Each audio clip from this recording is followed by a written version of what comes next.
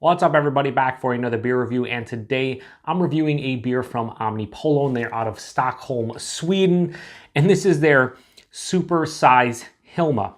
So this is what they are calling, wait for it, a double dry hopped, double vanilla, crispy fries, a burger bun, Imperial IPA Pale Ale with natural flavors. That's a lot of stuff going on. Basically, this is a double dry hop, double IPA that they're brewing with vanilla, I think actual crispy French fries, I'm not positive, and actual burger buns.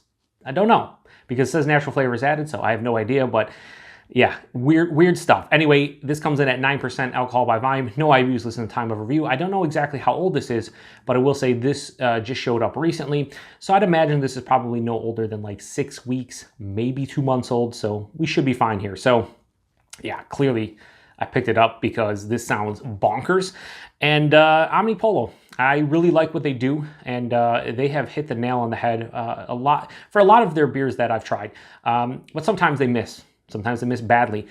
But even when they miss, their beers still are usually pretty delicious. They don't live up to what they're going for. Like if I drink this beer and I don't get the fries and the burger bun and the vanilla and whatnot, as long as it's delicious beer, I don't really care. At the same time, I'm not gonna lie to you, I picked this up because, you know, of all the adjuncts in here.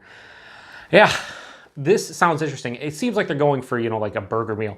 You got the burger buns representing the burger without the meat, of course, the fries, the side, and then the vanilla, like a vanilla shake. I don't know, maybe. We'll see. Let's crack this open. Give it a pour here.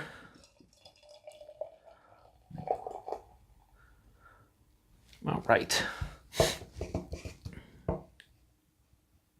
Okay, so that pours out like your, you know, juicy, you know, New England style double IPA. It's really got a thick honey orange color, very turbid in there, murky. Yeah, looking actually quite viscous, about a finger of bright white head, maybe slightly off white, slightly soap sudsy, but there is some creaminess to it. Looks nice. Let's get a nose.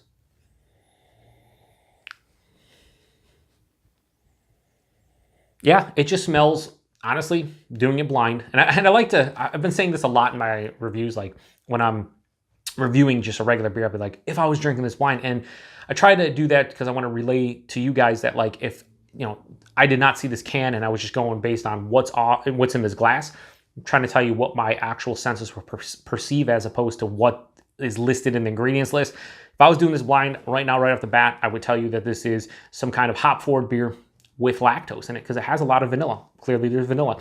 And the reason why I always mention lactose when I smell vanilla is because more often than not, I get vanilla from lactose more so than I get vanilla from vanilla. I know that sounds stupid, but it's just how my palate works. Yeah, this actually has like big peach and apricot and mango, like almost peach gummy rings. It's very sweet in the nose. Yeah, that vanilla is there for sure. A little bit of like herbaceousness, a little bit of earthiness as well. Like there's a malt base here. I wouldn't necessarily say like the burger buns. It just has like a breadiness underneath it. Yeah, I'm not picking up on the fries, which I didn't think I would on the aroma. Probably not in the taste.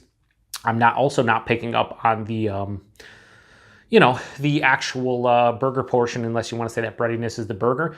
Only thing I'm really getting out of this is the vanilla. It smells pretty good though. Like it's not super complex, but it just smells like a very well-made New England style double IPA with lactose, not vanilla, but whatever. Let's get into it. Cheers, everyone.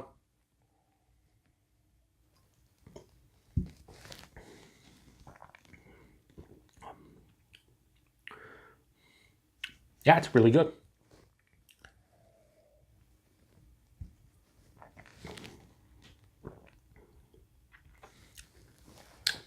So, just like I expected, I am not really getting many of the adjuncts outside of the vanilla. So, first things I will say, 9% alcohol by volume.